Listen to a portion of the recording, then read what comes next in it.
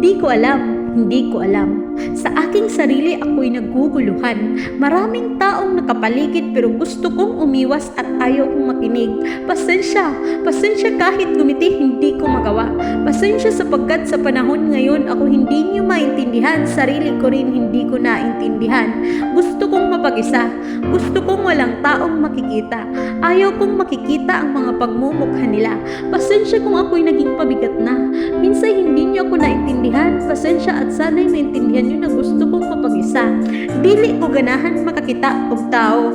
Gusto ko matulog nga dili makakita sa inyo. Gusto na ako magmukmok sa kwarto. Siguro hindi ko lang naintindihan ang mga pangyayari sa kapaligiran. Siguro ako'y naguguluhan sa mga katauhan.